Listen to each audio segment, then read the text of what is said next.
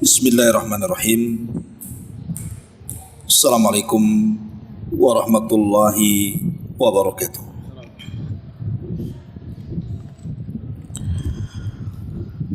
Alhamdulillahi rabbil alamin. Ar-Rahmanir Rahim. Maliki yaumiddin. Wassalatu wassalamu ala asrafil anbiya'i wal mursalin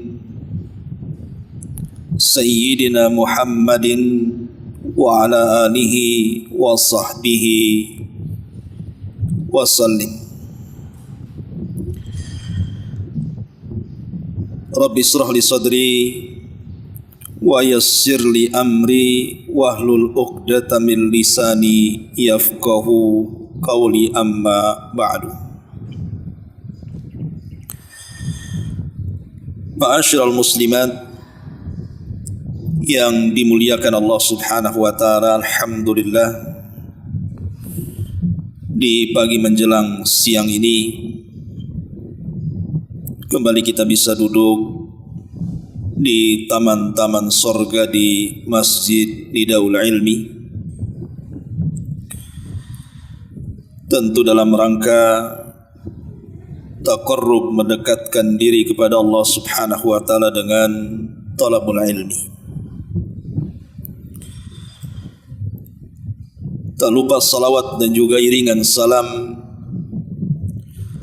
tetap kita hadiahkan kepada qudwah kita, rasul kita, Nabi besar Muhammad sallallahu alaihi wa ala alihi wasallam. Pembahasan di pagi menjelang siang ini, karena kita berada di bulan Sya'ban yang merupakan gerbang masuknya bulan Ramadan, tentu sangat pas pembahasannya. Kita akan membahas seputar perkara-perkara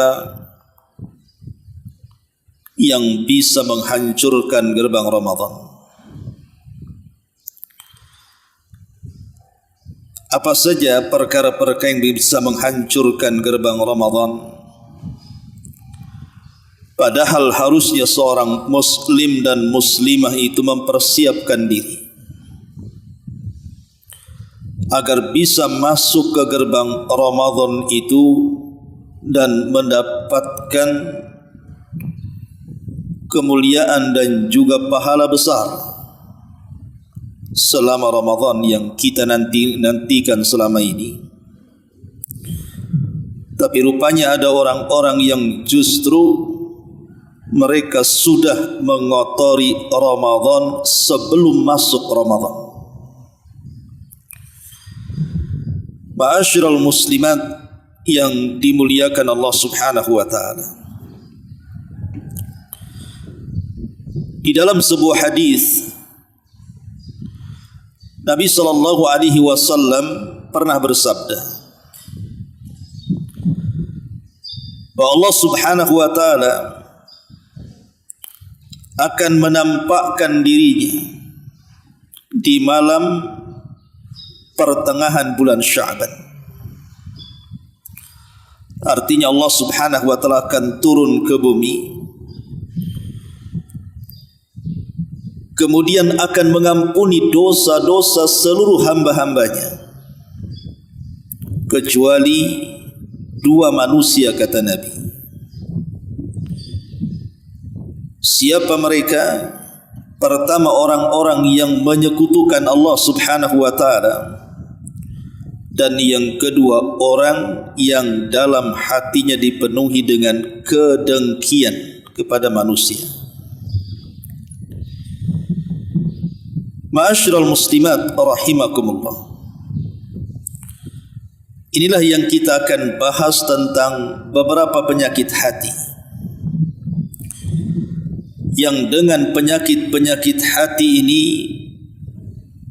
akhirnya kita terhalang dari ampunan Allah di bulan Sya'ban, bahkan lebih daripada itu amalan-amalan kita tidak akan diangkat ke langit. Padahal di bulan Sya'ban ini adalah kesempatan emas, di mana amalan-amalan kita selama 1 tahun penuh dari Ramadan tahun kemarin sampai Sya'ban tahun ini, kita berharap amalan kita diangkat dan dilihat Allah Subhanahu wa ta'ala. Maka sangat rugi bila mana ada orang yang sudah berusaha beramal saleh sejak Ramadan tahun kemarin, dengan solatnya, dengan sedekahnya, dengan baca Qur'annya, dengan zikirnya, dengan birrul walidainnya, dengan ibadah-ibadah yang lainnya, yang kita harapkan bulan Sya'ban tahun ini diangkat ke langit. Rupanya amalan itu tetap mengendap di bumi dan Allah tidak mau melihatnya. Maka tidak ada kemalangan yang lebih malang dibandingkan amalan-amalan kita tidak diangkat ke langit dan Allah tidak mau melihatnya. Itu dikarenakan beberapa dosa yang kita akan bahas di pagi menjelang siang ini. Ma'asyiral muslimat yang dimuliakan Allah Subhanahu wa ta'ala, kita tahu bahwa di dalam jasad manusia, saya, ibu atau siapapun, di dalam jasad manusia itu ada segumpal daging yang kalau seandainya daging ini kita perbaiki dengan baik, kita bersihkan dengan bersih, maka segumpal daging ini akan menjadikan seluruh badan kita dari kaki sampai kepala itu menjadi baik. Tapi jikalau kemudian hati ataupun segumpal daging ini kita kotori dengan sekotor-kotornya, maka itu akan mengakibatkan dari kaki sampai ujung kepala pun akan menjadi rusak. Itulah yang disebut dengan hati, kata Nabi. Sebagaimana Nabi SAW bersabda,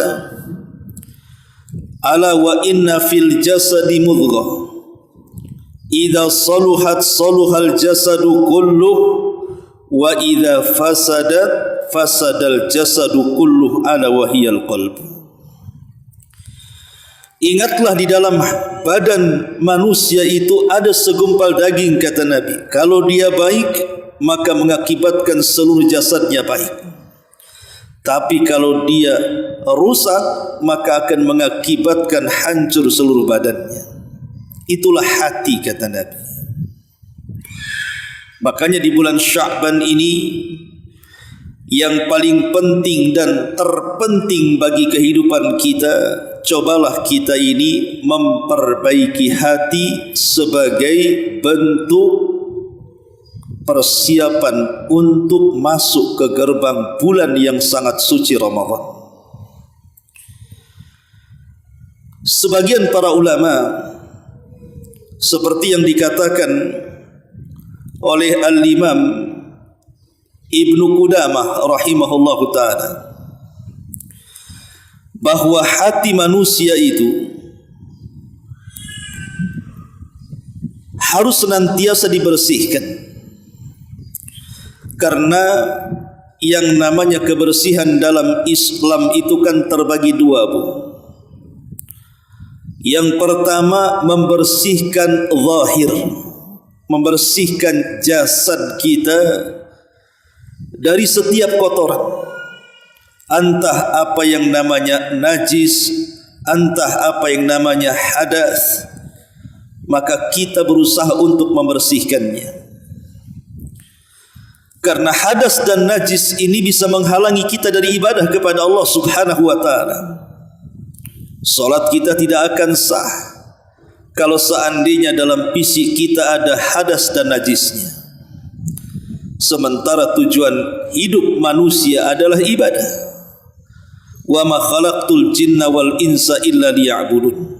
tidaklah aku ciptakan jin dan manusia kecuali mereka diperintahkan untuk beribadah. Nah, salah satu ibadah yang vital adalah solat. Dan solat tidak akan sah kalau kita tidak membersihkan badan kita dari hadas dan najis. Kemudian yang kedua, ada pembersihan yang lebih daripada itu, di mana kita disuruh untuk membersihkan bukan hanya lahiriah saja, bahkan kepada jasmani juga kita harus membersihkannya. Dari apa itu? Minadz-dzunubi wal atham, dari perbuatan dosa-dosa dan kemaksiatan-kemaksiatan.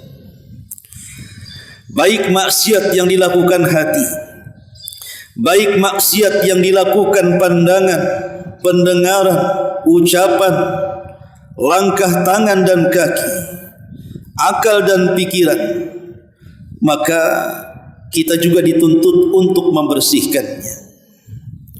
Di mana jangan sampai pandangan ini memandang sepandang-pandangnya, kemudian telinga mendengar sedengar-dengarnya, kemudian lisan bicara seomong-omongnya, atau mungkin perut diisi seisi-isinya. Tetapi seseorang harus memilah dan memilih apa yang harus dipandang, apa yang harus didengar, apa yang harus diucapkan, apa yang harus dipikirkan, dan apa yang harus digerakkan. Harusnya itu yang menjadi landasan kita seorang mukmin di bulan Sya'ban ini. Berusaha bukan hanya sekadar memperhatikan taharah badan saja, tapi lebih daripada itu juga membersihkan hati dan anggota badan dari kemaksiatan-kemaksiatan dan kemungkaran. Ma'asyiral muslimat yang dimuliakan Allah Subhanahu wa taala, terkadang kita ini lebih memperhatikan tentang kesehatan badan jasmani kita dibandingkan ruhani kita. Umpamanya ibu ada anak kecil baru demam sedikit saja sudah paniknya luar biasa. Hari ini kena demam, hari ini juga harus disembuhkan. Bahkan bila perlu datang ke dokter spesialis. Atau mungkin badan kita terasa tidak enak, susah makan, susah tidur.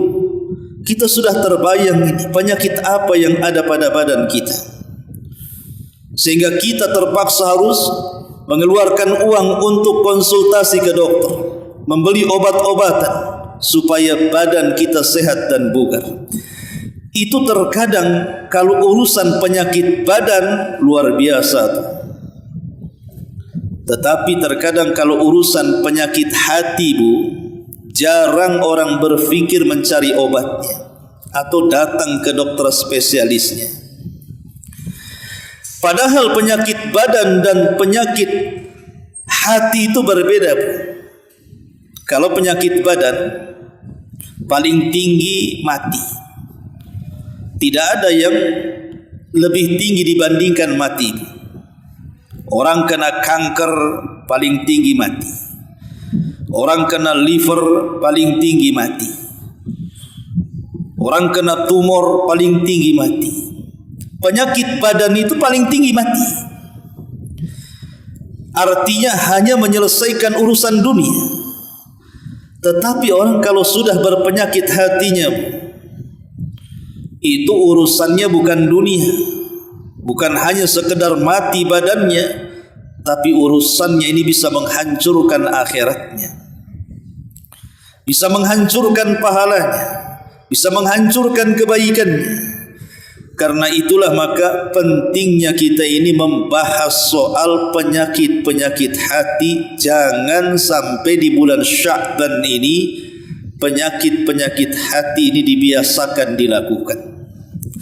Selain daripada menggugurkan amalan kita, penyakit ini juga bisa menghalangi terangkatnya amalan kita untuk dilihat Allah Subhanahu wa taala.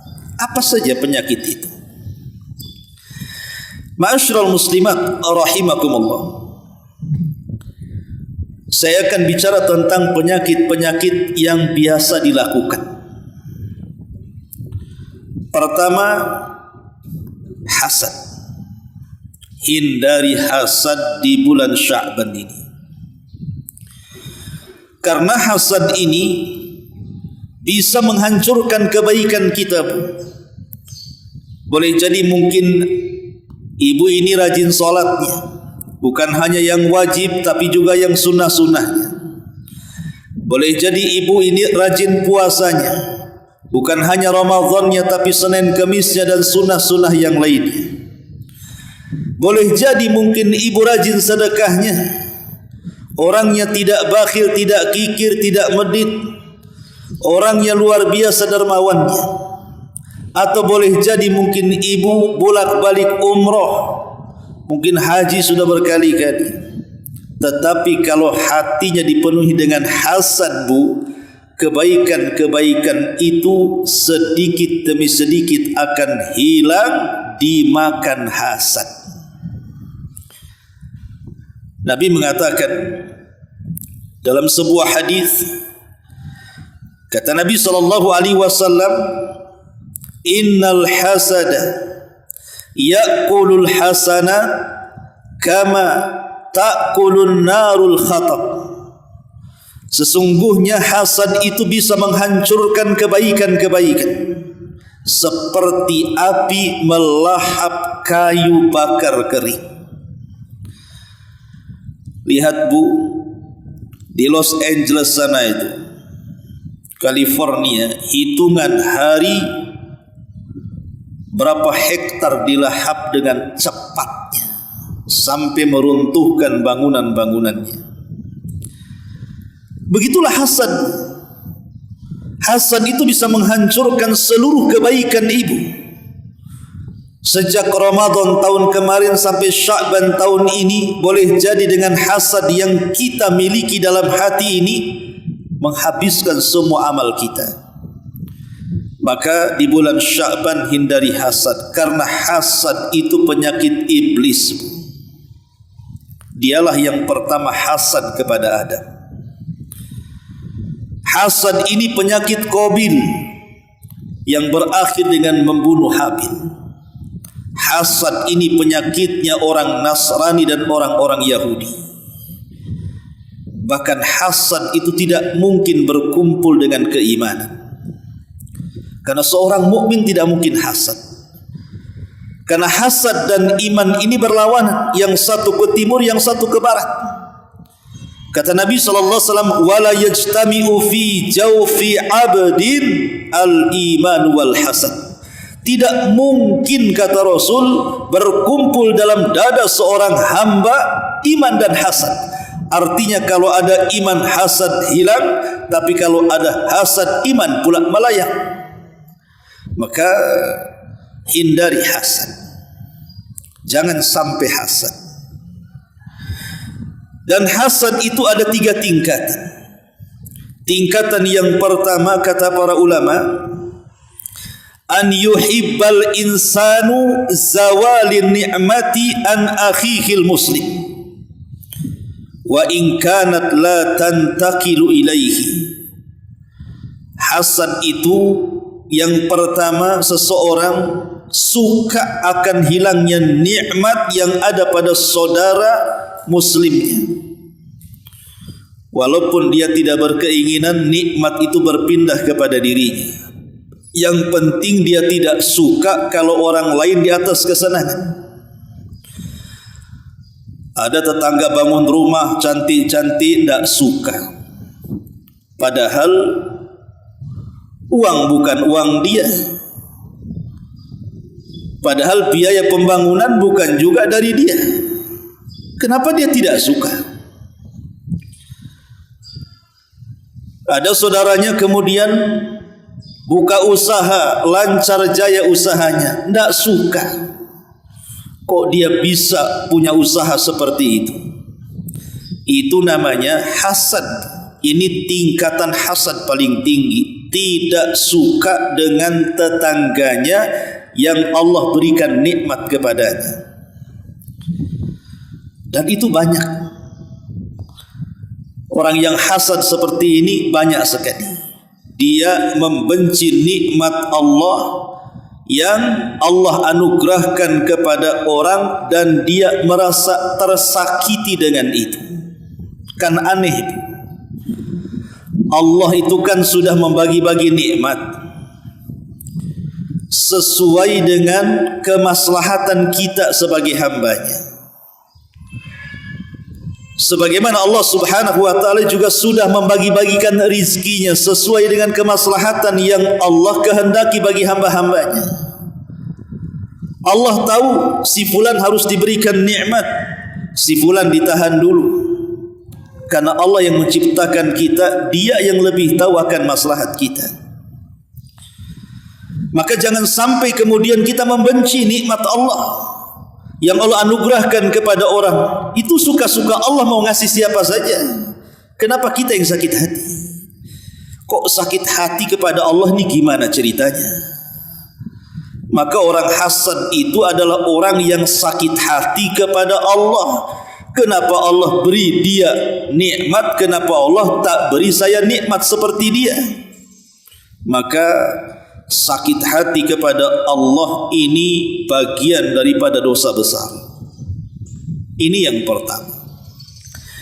Kemudian yang kedua, tingkatan hasad adalah an yatamanna li nafsihi. An yatamanna li nafsihi, atau yang kedua, afwan, an yuhibba zawalan ni'mati min ghairihi li raghbatihi fiha raja'a intiqaliha ilaihi. Ini tingkatan hasad yang kedua. Seseorang suka kalau seandainya nikmat pada orang lain itu hilang karena ada keinginan nikmat itu berpindah kepada dirinya. Ini bahaya. Macam mana nikmat orang itu hilang kemudian berpindah kepada dirinya? Seperti para pedagang yang sama-sama hasad dengan pedagang, kemudian menghasut orang untuk tidak membeli dagangannya dan membeli dagangan dia. Dia hancurkan usaha orang supaya orang-orang itu datang membeli usahanya. Ini hasad yang tingkat tinggi ini. Maka tidak boleh seseorang mengatakan seperti itu karena rizki orang itu masing-masing. Walaupun sehasad apapun manusia memindahkan rizki orang kepada kita dan menghilangkan rizki orang lain, namanya rizki itu sudah dicatat takdirmu, tidak mungkin berpindah dan salah alamat. Tetapi ada hasad yang dibolehkan, bahkan ini terpuji. Dia tidak menghendaki hilangnya nikmat saudaranya. Dia tidak menghendaki hilangnya nikmat saudaranya dan berpindah kepada dia. Tapi dia hanya ingin seperti saudaranya dan tidak menghendaki kehilangan nikmat saudaranya. Dia hanya ingin seperti saudaranya saja.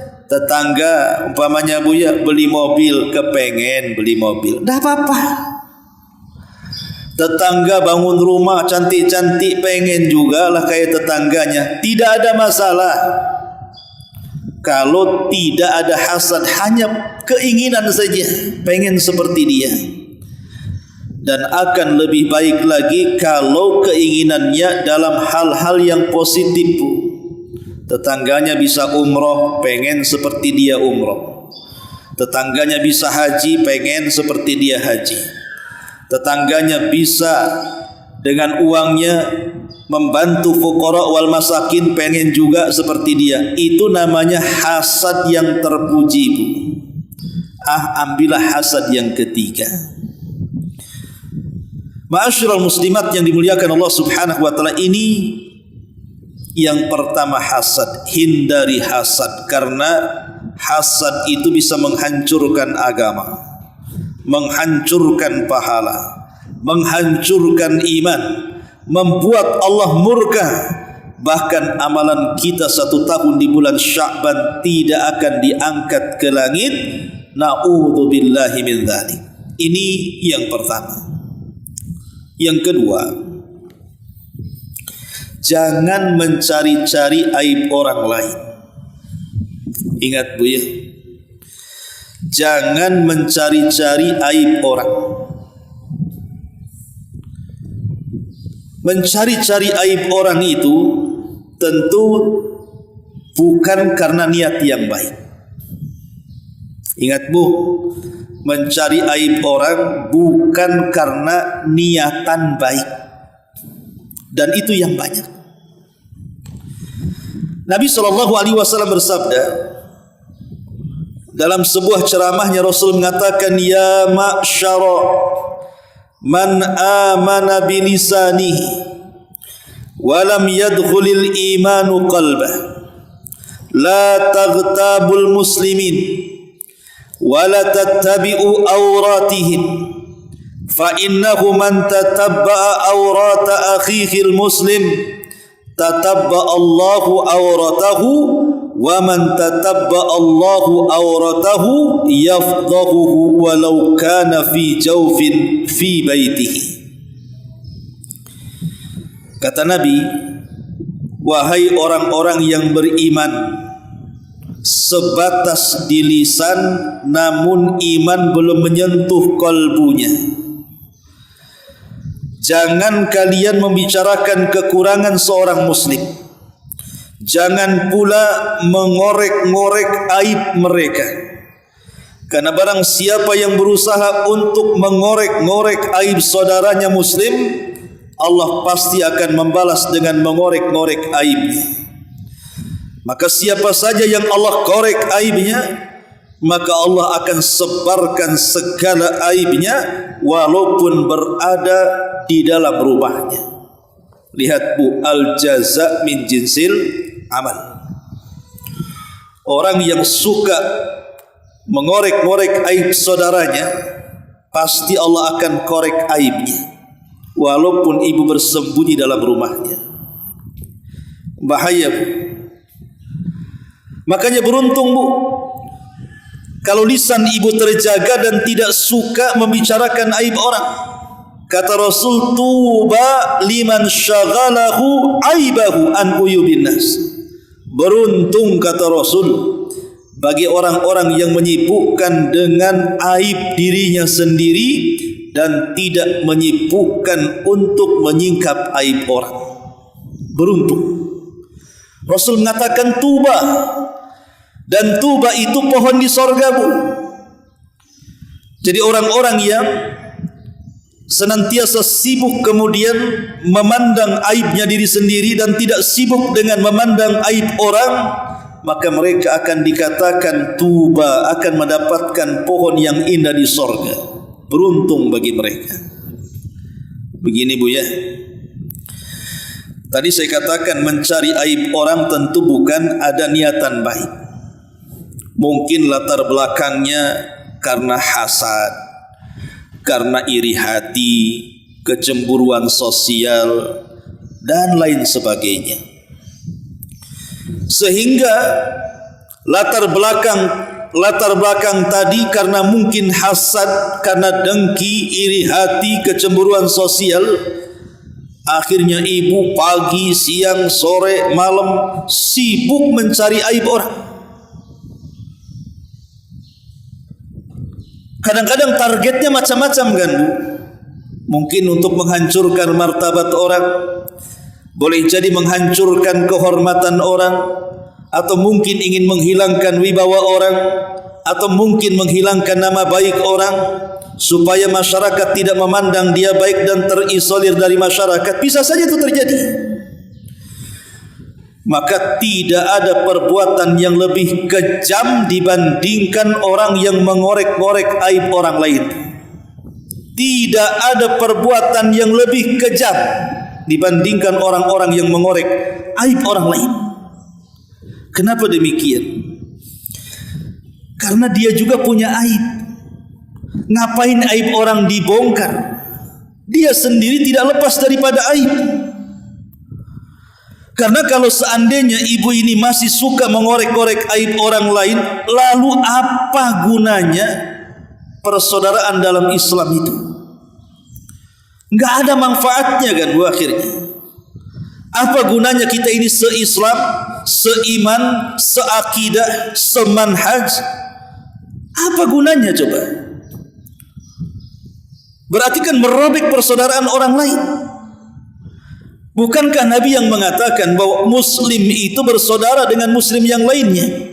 Kata Nabi, kunu ibadallahi ikhwana. Jadilah kalian hamba-hamba Allah yang bersaudara. Al-muslimu akhul muslim, kata Rasul. Yang namanya muslim itu saudaranya muslim lainnya.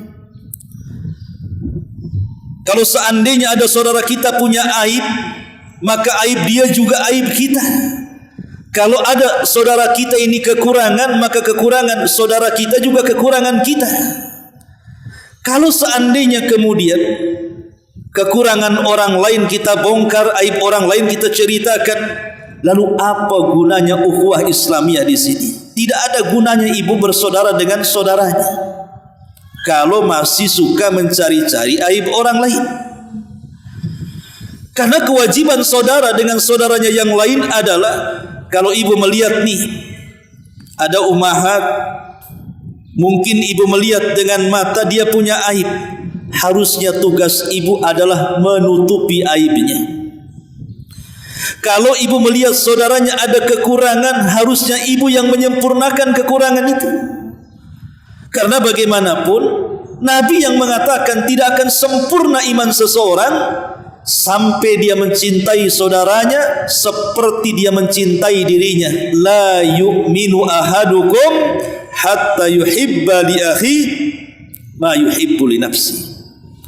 Tidak sempurna imannya kalau dia belum mencintai saudaranya seperti dia mencintai dirinya. Apa dikatakan cinta dengan saudara kalau aib saudaranya disikat?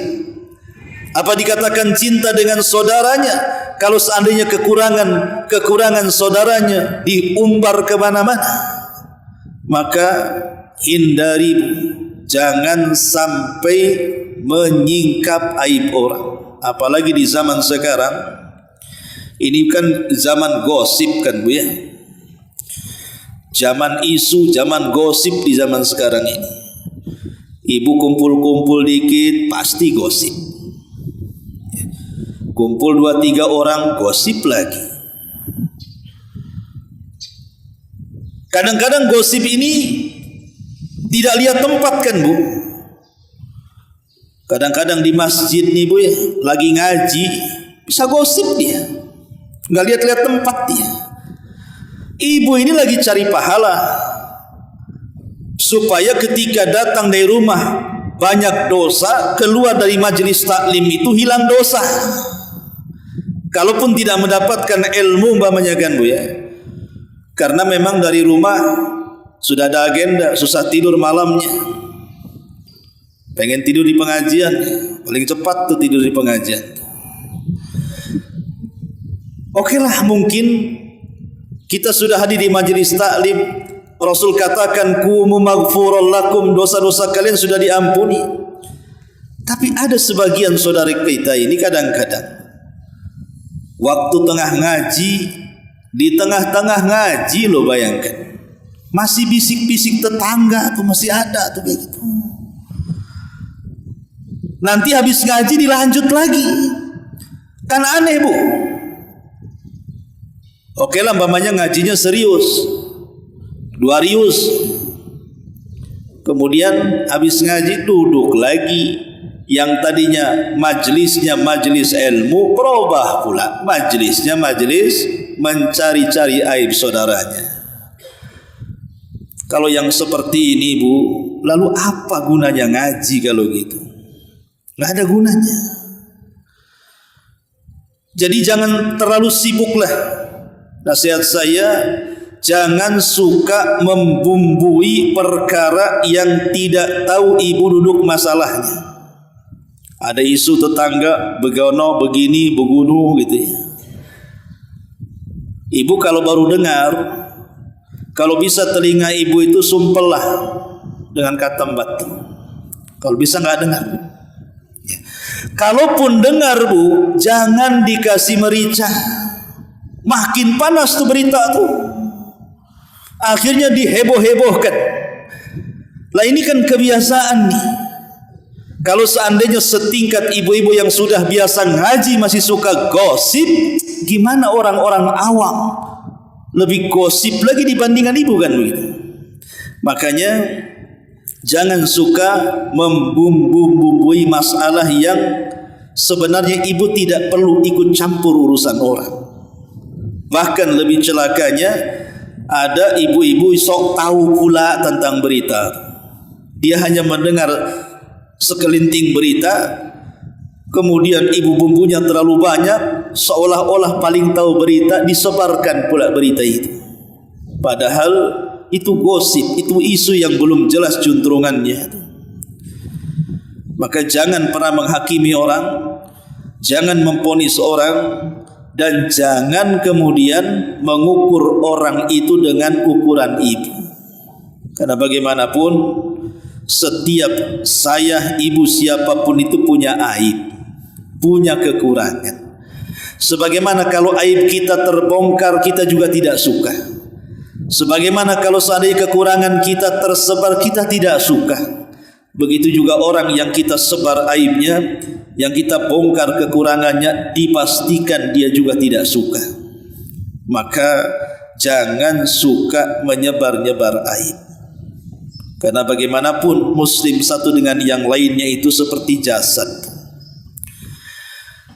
Kalau seandainya tangan kita teriris Bu, tidak mungkin yang menjerit itu tangan, pasti yang menjerit mulut. Pasti yang merasakan sakit juga dari kepala sampai kaki kan. Begitulah Rasul mempermisalkan seorang muslim dengan muslim yang lainnya. Kalau seandainya ada saudara kita tersakiti gara-gara disakiti orang, harusnya kita ikut sakit. Ini enggak. Dia tidak sakit, ibu korek-korek aibnya, akhirnya jadi sakit. Ibu yang membuat sakit orang. Dan ingat Bu, kalau orang tersakiti sampai kepada pikirannya, akhirnya yang tidak punya kolesterol jadi kolesterol. Yang tidak punya darah tinggi, naik darah tingginya. Yang tidak pernah punya masa lalu stroke, akhirnya stroke, kemudian mati. Berarti ibu membunuh dia pelan-pelan itu Bu. Memberikan penyakit pelan-pelan. Apa bedanya ibu dengan tukang sihir kalau begitu? Yang nyakiti orang, membuat orang lumpuh, membuat orang sakit, membuat orang mati. Nggak ada bedanya ibu dengan tukang sihir kalau suka ngorek-ngorek aib saudaranya. Maka ini yang kedua Bu. Hindari, jangan suka mencari-cari aib orang. Sibukkan dengan aib kita saja. Yang ketiga, jangan suka berburuk sangka Bu. Jangan suka berburuk sangka. Karena Rasul mengatakan iyyakum wadh-dhann fa inna dhanna aqdabul hadis. Hati-hati, jangan suka berburuk sangka. Karena berburuk sangka itu sedusta-dustanya ucapan. Imam Ghazali Bu mengatakan su'udzan ghibatun bil qalbi. Buruk sangka itu sama dengan gibah Bu. Cuman kalau gibah itu dengan lisan, kalau buruk sangka itu gibahnya hati. Buruk sangka itu gibahnya hati. Dan ini bahaya. Ya. Ma'asyiral muslimat yang dimuliakan Allah Azza wa Jalla, kenapa buruk sangka itu bahaya Bu? Pertama, karena biasanya buruk sangka itu merusak persaudaraan. Berapa banyak hubungan saudara yang sudah terjalin begitu lama itu bisa rusak gara-gara buruk sangka. Karena ketika seseorang menilai orang lain berdasarkan dugaan yang negatif, hubungan yang seharusnya dibangun dengan kepercayaan, hubungan yang seharusnya dibangun dengan kasih sayang, itu akan rusak. Karena buruk sangka itu biasanya pemicu perpecahan, kebencian, ketidaksukaan, akhirnya kemudian teman pula jadi lawan. Maka jangan sampai ditanamkan buruk sangka, karena ini bisa merusak persaudaraan. Yang kedua, buruk sangka ini biasanya menimbulkan ketidaknyamanan batin. Orang yang buruk sangka itu biasanya asik curiga saja. Kenapa tetangga beli mobil? Suaminya kerja apa? Setahu saja kerjanya tukang. Kok bisa dia beli mobil? Buruk sangka. Ya boleh jadi mungkin ada orang yang ngasih rizki sama dia kejatuhan duren gitu ya. Kan nggak tahu. Kenapa kemudian ibu buruk sangka dengan orang? Ada tetangganya mungkin mukanya makin putih, ya. Kok dia bisa beli skincare itu? Padahal mahal tuh. Setahu saya suaminya nganggur itu. Kok dia bisa kayak gitu? Kok bisa dia beli baju bagus? Itu buruk sangka. Buruk sangka ini mengakibatkan orang gelisah jadinya kan. Dan biasanya buruk sangka itu mengarah ke ghibah jadinya, mengarah ke namimah. Makanya hilangkan tuh buruk sangka itu, karena buruk sangka ini bagian daripada dosa besar. Tak boleh. Lihat bagaimana Nabi SAW saat berdua dengan istrinya Safiyah di malam hari bulan Ramadan. Duduk-duduklah di samping masjid Nabi dengan Safiyah itu. Datang dua sahabat lewat dengan cara tergesa-gesa.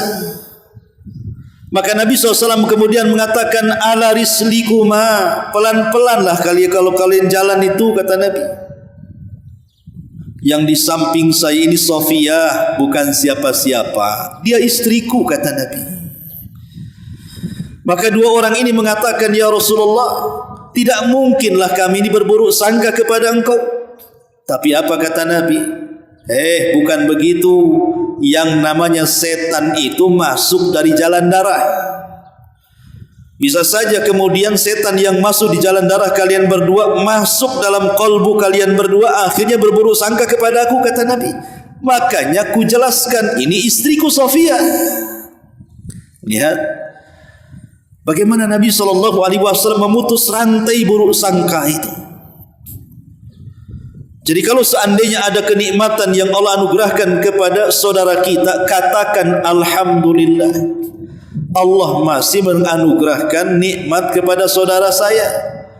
Tetapi ya Rabb, kata Rasul, tetapi ya Rabb, limpahkan jugalah nikmat itu kepadaku. Jadi Nabi SAW mengajarkan kepada kita agar melihat kenikmatan orang lain itu dengan cara disyukuri, bukan dengan cara diburuk sangkai. Dari mana dia mendapatkan itu? Kenapa dia begitu? Kok bisa dia seperti itu? Maka hati-hati. Ini yang ketiga ya, di bulan Sya'ban ini hilangkan perasaan buruk sangka. Kemudian yang keempat, jangan suka mengadu domba. Domba saja diadu tu tak suka. Tu domba betulan. Ibu pula ngadu domba. Yang dombanya saja nggak mau diadu. Satu hari Nabi SAW jalan di kuburan, melintasi kuburan. Rupanya Rasul mendengar ada dua kuburan yang sedang disiksa. Dan itu mukjizat. Allah memperdengarkan kepada Nabi ada dua kuburan yang sedang disiksa. Maka Nabi dengan cekatan mengambil pelepah kurma yang masih basah, kemudian dibelah jadi dua. Yang satu diletakkan di satu kuburan, yang satu diletakkan di kuburan lainnya. Sahabat heran, apa yang dilakukan Nabi? Sehingga mereka bertanya, ya Rasulullah, kenapa engkau menancapkan dua pelepah kurma yang basah itu di dua kuburan itu? Baru Rasul menjelaskan, ya mudah-mudahan sebelum pelepah kurma ini kering bisa meringankan azab orang yang sedang diazab di dalam. Kemudian Rasul memerinci, adapun orang ini nih yang diazab nih, kuburan ini la yastatiru min baulihi, karena ketika dia kencing, kata Rasul, dia tidak mau menutupi diri. Asik buka resleting langsung cur gitu saja. Ini kan bahaya tuh. Kan banyak tuh biasanya bapak-bapak yang awam, supir-supir bus, supir-supir truk gitu ya. Kadang-kadang kebelet kencing, berhenti, pohon pula dikencingi dia. Padahal di jalan lalu lalang tuh. Kemudian Rasul mengatakan, adapun yang satunya, di sini syahidnya, wa kanal akhar yamshi bin namimah. Karena ini yang satunya, kata Rasul, suka kali ngadu domba, namimah. Makanya dengan tegas Allah Subhanahu wa taala melarang, wala tuti kulla halafim mahin hammazim masya'im binamim manna'ilil khairi muqtadin athim, kata Allah. Dan janganlah kamu ikuti setiap orang yang banyak bersumpah lagi hina, yang banyak mencela, yang kian kemari mengadu domba ke sana kemari, yang banyak menghalangi perbuatan baik, yang melampaui batas lagi banyak melakukan dosa. Allah mengatakan hammazim masya'im binamim, ke sana kemari hanya ngadu domba saja. Maka di bulan Sya'ban berhenti, jangan suka ngadu domba. La yadkhulul jannah namam, kata Rasul. Tidak masuk surga pelaku namimah itu, yang suka ngadu domba. Dan biasanya nih Bu, ada 7 ciri orang yang suka ngadu domba. Mudah-mudahan tidak ada pada ibu yang 7 ciri ini. 1, suka membicarakan orang. 2, suka dusta kalau cerita. 3, pura-pura netral padahal dia berpihak kepada kawannya. 4, suka membesar-besarkan masalah. 5, suka hasut sana sini. 6, kalau cerita berubah-ubah tuh, kemarin lain sekarang lain. Terakhir, nggak mau tanggung jawab biasanya. Kira-kira ada nggak nih yang 7 perkara ini? Pertama, suka membicarakan orang. Indikasi orang yang tukang adu domba adalah suka membicarakan orang. Kalau sudah dimulai membicarakan orang, Bu, ini tanda-tandanya nih.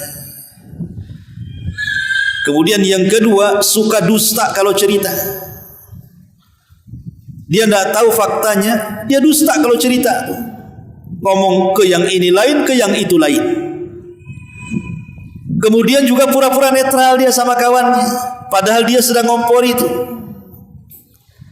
Kemudian terkadang masalah sederhana dibesar-besarkan. Harusnya kan menyederhanakan masalah, ini tidak membesarkan masalah.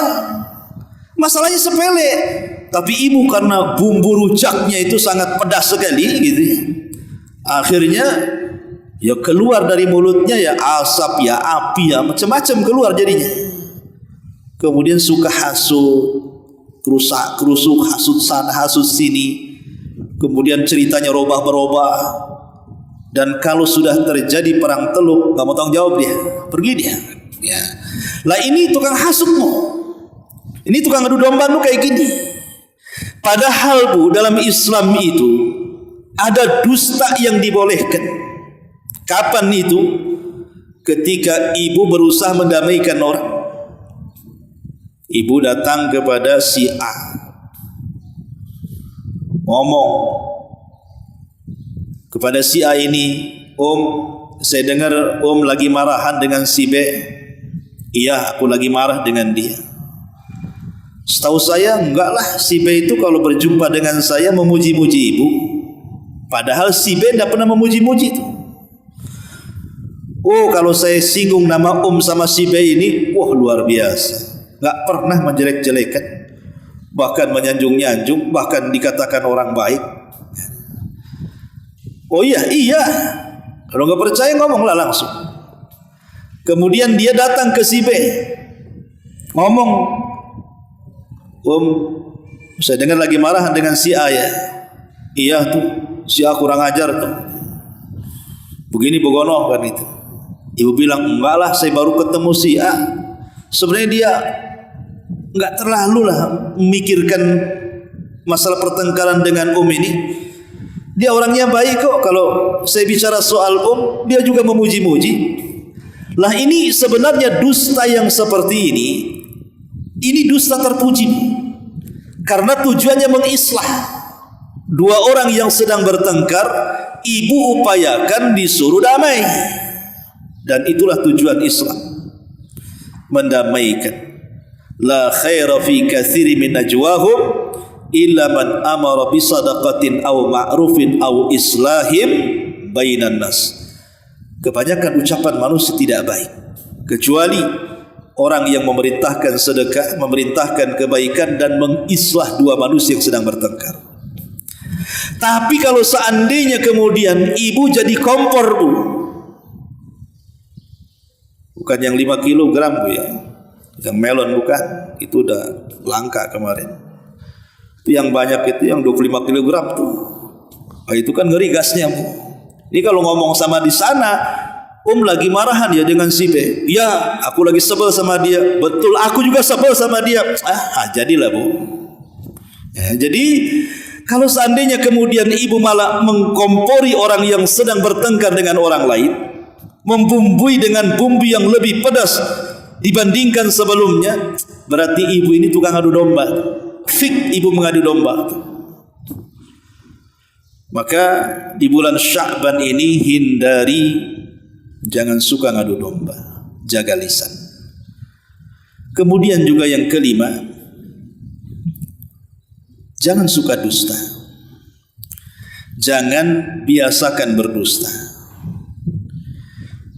Nabi SAW mengatakan, Iyakum wal kadhib, fa innal kadhiba yahdi ilal fujur, wa innal fujura yahdi ilan nar, wa may yazalul abdu yakdzib wa yataharral kadhiba hatta yuktaba indallahi kadzdzaba.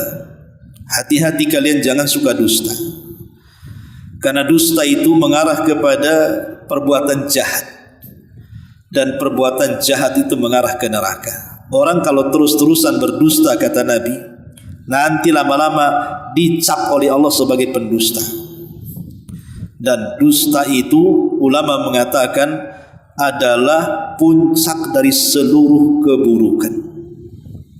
Dusta itu adalah puncak dari seluruh keburukan, karena dusta dengan iman itu tidak mungkin berkumpul. Seorang muslim bisa bakhil, mungkin ibu bisa bakhil, dipinjam uangnya tidak mau ngasih, bakhil. Ya mungkin saya, ibu atau siapapun bisa bakhil.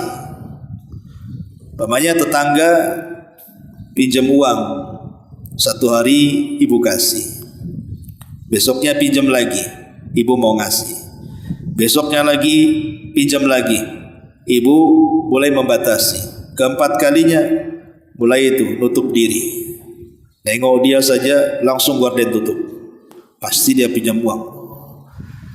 Boleh jadi mungkin kita ini satu hari akan bakhil. Seorang muslim itu bisa bakhil, atau seorang muslim itu bisa pengecut.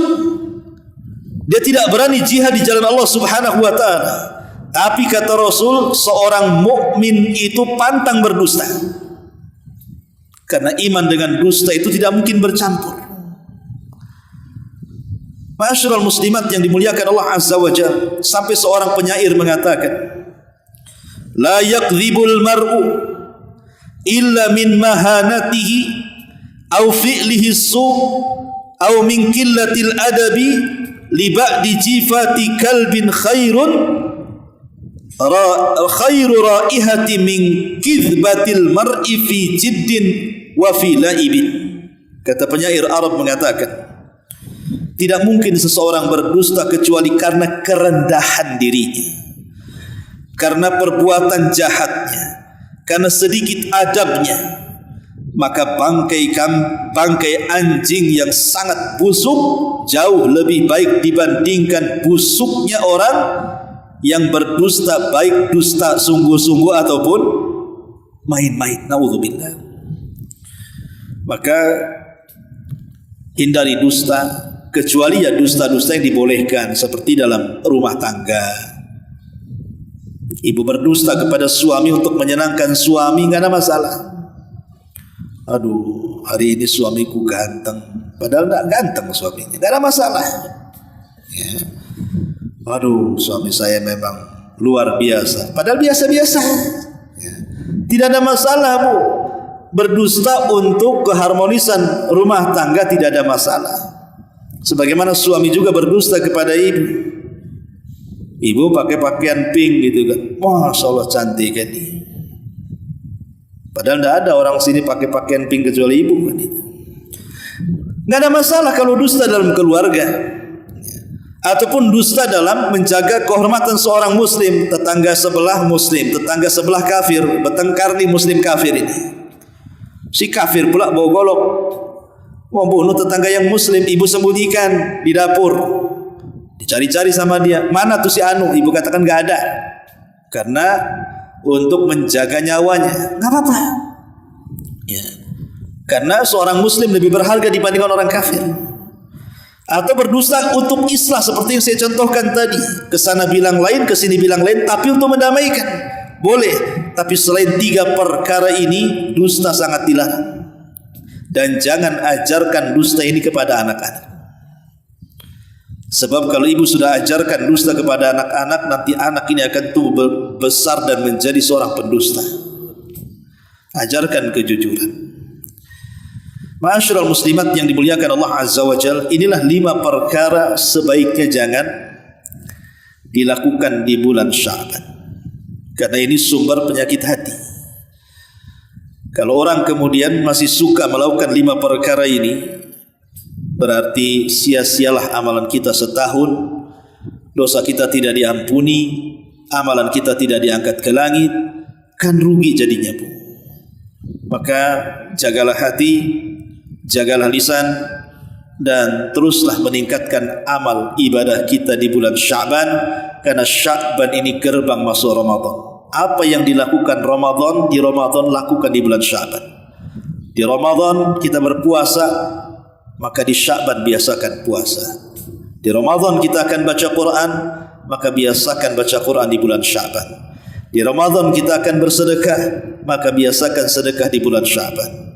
Di Ramadan kita terbiasa qiyamul lail, maka di bulan Sya'ban juga biasakan qiyamul lail. Maka siapa yang baik Sya'bannya, maka akan jelas Ramadannya lebih baik lagi. Tapi kalau Sya'bannya tidak baik, maka jangan harap mendapatkan kebaikan di bulan Ramadan, karena Sya'ban itu, kata Imam Ibn Rajab, kal muqaddimati li Ramadan, seperti muqaddimah masuknya gerbang Ramadan. Wallahu a'lam bishawab. Ini yang bisa saya sampaikan, mudah-mudahan ada manfaatnya. Sebelum saya tutup, kalau ada yang bertanya silakan. Iya.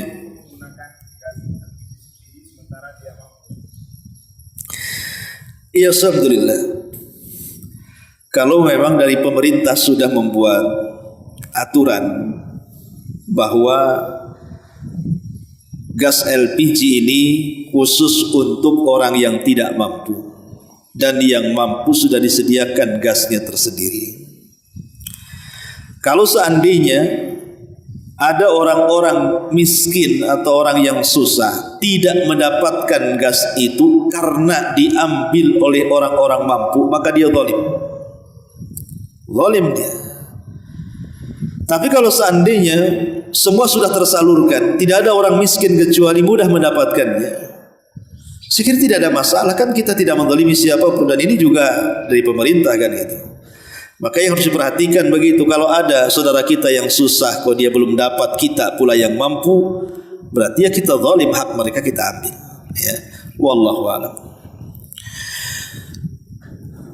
Baik, Ibu enggak ada. Kalau enggak ada kita tutup. Ya subhanallah bihamdika asyhadu an la ilaha illa anta astaghfiruka wa atubu ilaik.